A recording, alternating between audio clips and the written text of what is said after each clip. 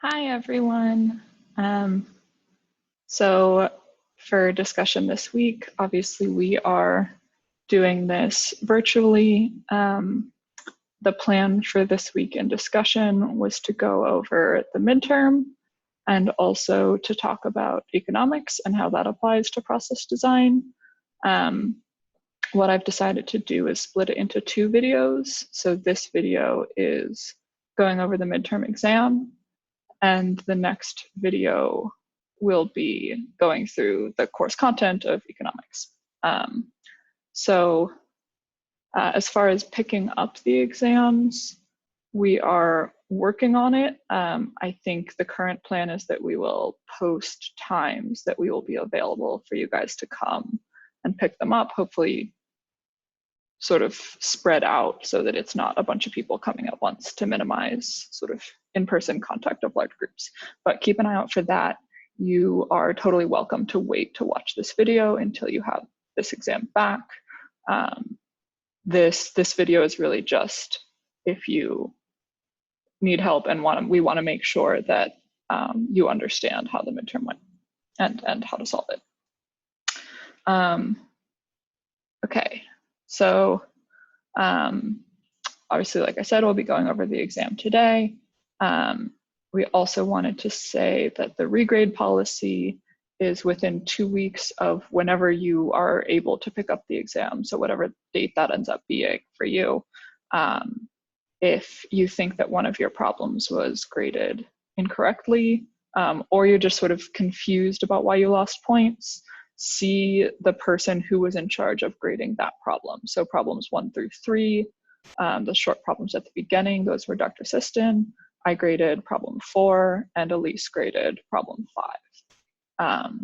So you can meet one-on-one in person if you have left campus or just are sick or don't feel comfortable meeting in person. You can take a picture of your exam and do it by email, sort of whatever works for you. You're also, so obviously that's for your own problem you think was graded incorrectly, but if you just have questions about how to solve a given problem, you can also post those on Piazza as well. Okay, so the first problem was this one about fizzy fermented beverages. And so those beverages undergo secondary fermentation within a sealed bottle. And during that process, carbon dioxide evolves and is dissolved within the beverage. And so there's this chemical reaction that's given here. And what we've asked you to do is write the full form of the general mass balance and then show how it applies to CO2 in this system by canceling terms that do not apply. So really all we wanted you to write here was the general mass balance that we've talked about. So accumulation equals in minus out plus generation minus consumption. You could have written, accumulation of CO2 equals flow rate of CO2 in minus flow rate of CO2 out plus generation of CO2 by reaction minus consumption of CO2 by reaction. But just writing it the way that I've written it on this slide was perfectly fine. And so that got you some of the points just by writing out that general form of the mass balance that we had talked about in lecture and in discussion. And then how to apply it to CO2, we cancel out terms that don't apply. So we need to first notice that we have a sealed bottle. So there cannot be any flow of anything in or out. So those in and out terms have to be 0 because we're in a sealed bottle. There is no in or out. And then if you look at the reaction, CO2 is only generated, it's not ever consumed. And so that consumption of CO2 is 0. So what's happening is this reaction is happening, CO2 is being generated, and that CO2 is accumulating within our bottle. So that was all you needed to do for that question. The second question was this extraction unit. And so we have decaffeination of coffee. So we have coffee coming in, which is water, caffeine, and other flavors. And then we have ethyl acetate coming in, and that ethyl acetate is absorbing the caffeine, or at least most of the caffeine. And so this ethyl acetate stream has most of the caffeine, and then this stream 2 has water, caffeine, and flavor. So it's the coffee, but with a lot less caffeine than before. So what we wanted you to do is describe this equation, this information we've given. So the extraction removes 99.7% of the caffeine from the coffee feed stream. So there are sort of multiple ways that you could write this. Probably the first one that at least was intuitive for me was that this ethyl acetate is absorbing 99.7% of the caffeine. So the flow rate of caffeine in 3, so the stream that has absorbed the caffeine already, equals 0.997 times the initial flow rate of caffeine coming in the water. An equivalent way of writing that is that the flow rate of caffeine in 2, so now this decaffeinated coffee, is 0.3 or 0.3% or 0.003 fraction of the caffeine in 1. Also perfectly acceptable was those sort of same concepts, those same 2 equations, but broken up into the mass fraction of caffeine in 3 times the total flow rate of 3, mass fraction of caffeine in 1, flow rate of 1. So these 2 second equations are exactly the same as these 2 first equations. It just was whether you decided to use mole fractions and total flow rates or just the flow rate of caffeine in 3. Either one of those would get you full credit. So that was just practicing one of those steps of process analysis, which is sort of taking additional information and writing it in the form of equations. And then the last short problem was this gummy multivitamin problem. So we have a pretty complicated overall process. We have water, sugar, mineral blends, powder vitamin blend, colors, flavors, all sorts of stuff entering our process. And what we wanted you to see here is that what we have actually asked is for you to find basically the flow rate of sugar in stream 15, and the only place that sugar enters the overall process is stream 11.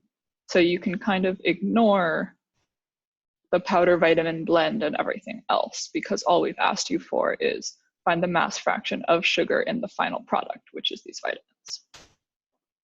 So the way that we do that is we know that sugar in our overall process only comes in stream 11 and leaves in stream 15.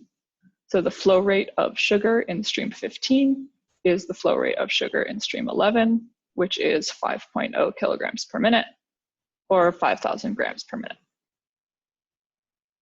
So now we need to know, because what was asked for was the mass fraction of sugar in the final product. We know the flow rate of sugar in the final product, so we just need the total flow rate of the final product.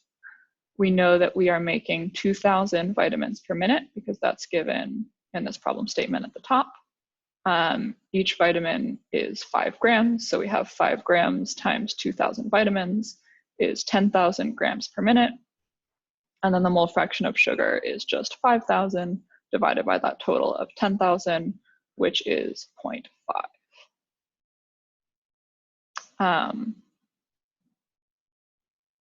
Sig figs wise, actually this needed to be only 1 sig fig. So it's 2,000 vitamins per minute, which is only 1 significant figure.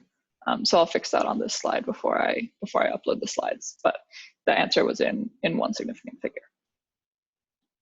Okay, so getting to the longer problems. Problem 4 was the purification of lead from contaminated water. So we have lead contaminated water, we're mixing it with PO4 to form PB3PO4, which is solid and can therefore easily be removed from the water. So the first step was balancing the reaction. I think most people did just fine on that. So we end up with stoichiometry of 3 PB plus 2 PO4 makes 1 PB3 PO4 2. So the process that we've described is water that's contaminated with lead is mixed with aqueous PO4. And so the stream that comes out of that has water, PO4, and lead. there's a reactor that performs that reaction, assuming incomplete conversion, which we later tell you that there is not complete conversion. So we're going to have water, our two reactants, PO4 and PB, and then our product, PB3, PO42. And then we have a filter that's removing the solids. We also later tell you that you can assume that those solids are perfectly clean and dry. And so it's just PB3, PO42 in this stream. And then we also tell you, this text is on the next slide, we also tell you that the filter removes 90% of the PB3, PO42. So in this stream, there's going to be water, PO4, PB, but also the leftover PB3, PO42.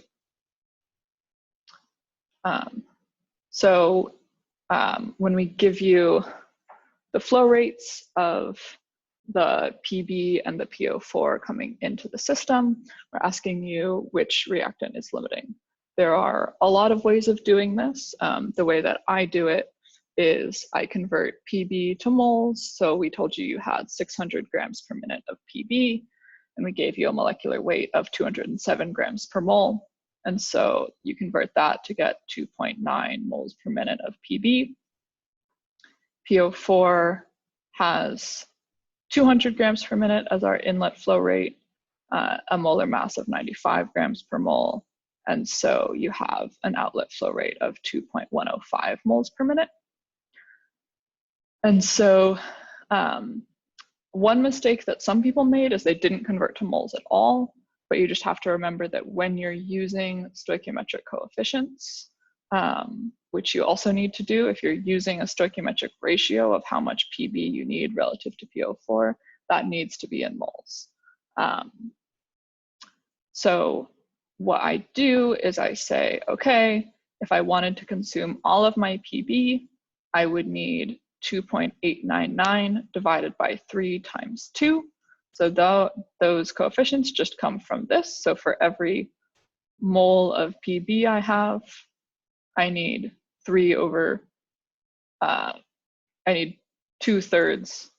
of a mole of PO4. So for every 3 moles of PB I have, I need 2 moles of PO4.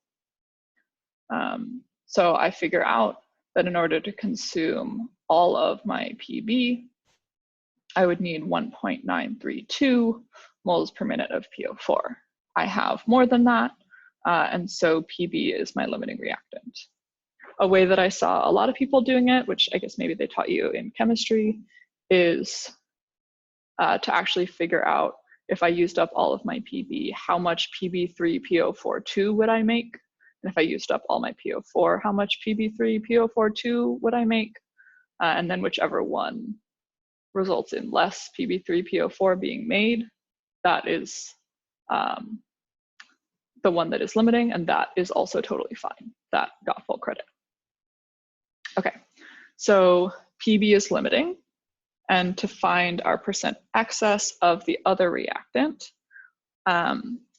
so the other reactant, in this case, we now know is PO4. PO4 is in excess because PB is limiting. We figure out how much is extra, so how much we have minus how much we would need to consume all of our PB, which is this number that we found over here. And then we divide that by how much we would need. So that was a really common mistake. People really wanted to put 2.105 down here. It should be 1.932. So it's how much is extra divided by how much you would need to consume all of your limiting reactant. And so when you plug that in, you get a percent excess of 8.9% excess PO4. Okay, so the most math intensive part of this problem was finding the flow rate in grams per minute of PB3 PO42 in the final water supply, which is labeled as stream 6. So we tell you that there is 50% conversion. We, by the way, will upload the key to this with the sort of full text of the problem. I had originally planned this for everyone already having their exams in their hands, but I'll upload the key. So we want to find the flow rate in grams per minute of PB3PO42 and the final water supply. So we need to use our limiting reactant, lead. So that was a common mistake. Some people said the PO4 was 50% consumed, but it's our limiting reactant that needs to be 50% consumed. So we know that 2.899 moles per minute of lead is 50% consumed. So we know, again, going back to our stoichiometry, for every 3 moles of PB that's consumed, we generate 1 mole of PB3PO4.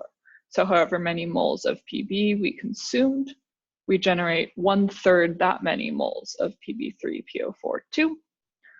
So that's 2.899 divided by 3. And then also divided it by 2 because there's 50% conversion. So only half of this 2.899 moles is actually converted into PB3PO42. So we will generate 0.483 moles per minute of PB3PO42. We're also told that 90% is removed by the filter. So 90% of our PB3PO42 is here, and 10% therefore is left here. So 0.1, that 10%, times 0.483, which is how much we generated, is 0.0483. So that's the flow rate of PB3PO42 in the final water supply. And then the last thing is that we asked you to report this in grams per minute. And so you need to use that molar mass, 811 grams per mole, to convert that to grams, and then sig figs, making sure you get to 39 grams per minute. And then the last thing was making a suggestion for improving this process. There were a lot of acceptable answers here. Getting a better filter to remove more of our solids, removing our PO4 that's excess and recycling it, feeding additional excess PO4 to use up more of our lead. A lot of people suggested sort of duplicating this process, so taking this stream and running it through another reactor and filter to get higher conversion of lead. That was a great answer. The only reasonably common answer that wasn't full credit was some people said, you know, we should have a stoichiometric ratio of PO4 to PB.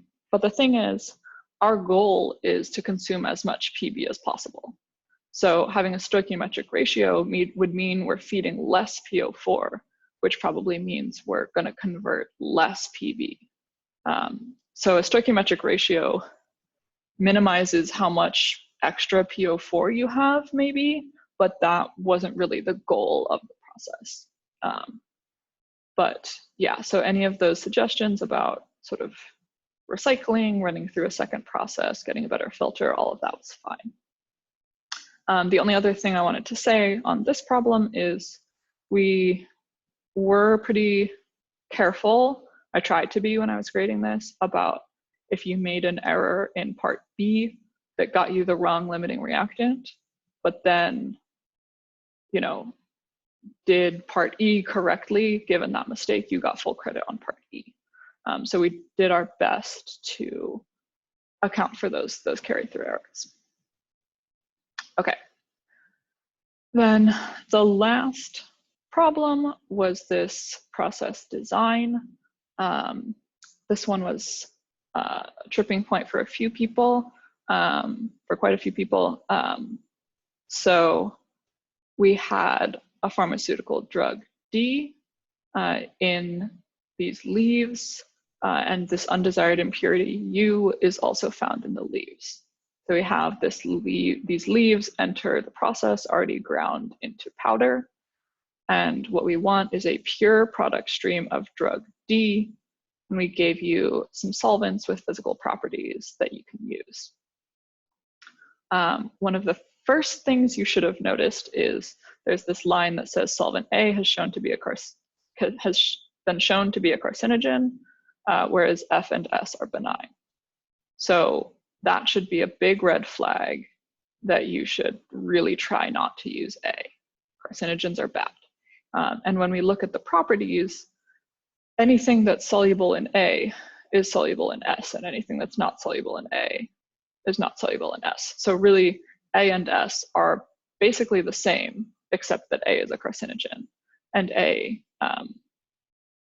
happens to also be a carcinogen. It has a slightly lower boiling point, which is better, but that's not worth cancer. So what some people did, which was great, is they read that and they immediately put a big red line through the A row and column of the table, which is great. So we specifically said, make your process safe and efficient in terms of material and energy. So that's a hint that you should be trying to recycle and use heat exchangers. And then obviously the sort of typical labeling all your streams in units. So there were a few different ways of doing this. Probably the most common example is this process flow diagram here. So you have your leaf coming in with D and U. You mix with this solvent S. That solvent S gets rid of your spent leaf. So if you go back here, the other parts of the leaf are not soluble in S, but both D and U are soluble in S. So this first separation gets rid of our spent leaf. And so now we just have solvent S with D and U in it. I'm going to skip over the recycles for now and get back to them in a second. So we take that D, U, and S, we boil off our S. So we gave you a boiling point of S, which was 84 degrees. So this example chooses 100, you could have chosen 90, but some reasonable temperature. If you chose 70, that wouldn't have gotten full credit. So this example uses 100, which is fine. So that S boils off, and the D and U are not soluble. The S is gone now, so now you just have pure D and U, which are solid. We didn't explicitly tell you that they were solid, so I think if you had said that they were liquid or whatever, that would have been fine. But we did tell you that solid gas or liquid gas separations are ideal. So there's no D and U in this S stream, and there's no S in this D and U stream. So then what we do is we mix our solvent F with D and U, and then U is soluble in F. So going back to our chart, U is soluble in F and D is not. So what's going to happen is that F is going to dissolve our U, and then D will not be soluble, but it will be wet with U and F. So we notably did not tell you that solid liquid separations were ideal, so that wasn't a fair assumption. So your D is solid with U and F on it. So we want to wash it, so we use F to wash off our trace U.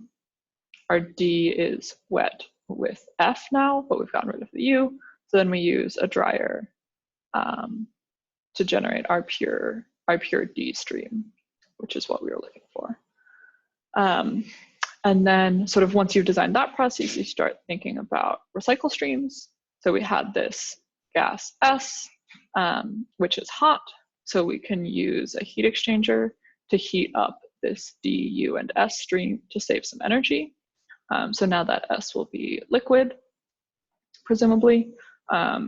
If you had said that it was not, that, we need it to become a liquid at some point before mixing it in with our leaf over here. But that's, you could have had that as a separate unit if you want, but the point here is that you're using that extra heat from our hot S to do something useful. So you have your S, you need to purge a little bit because you're recycling. And then if you use a makeup stream to get to the same flow rate of S that you had before, and you mix that S back in with your mixer. So this is just one example. There were sort of lots of variants that could get full credit. Some people used F to get rid of U before getting rid of the solid spent leaf bits. That's totally fine. but yeah, so this is the gist of this problem. So that is it for the midterm. Like I said, we are still working on how exactly to get those back to you. So be on the lookout for updates about that. But if you have questions about, why any of your problems were scored the way that they were, please reach out to us. If you have more general problems, like how you're confused on how, number 4 part E was solved, you can also email us or post that on Piazza. And if you want to talk about sort of more generally how you're doing in the course, please don't hesitate to reach out to your GSI or to Dr. Siston. We're really here to help you, and we want you to succeed. So please don't hesitate to ask us for help and to reach out if there's anything we can do. Okay, that is all for the midterm review.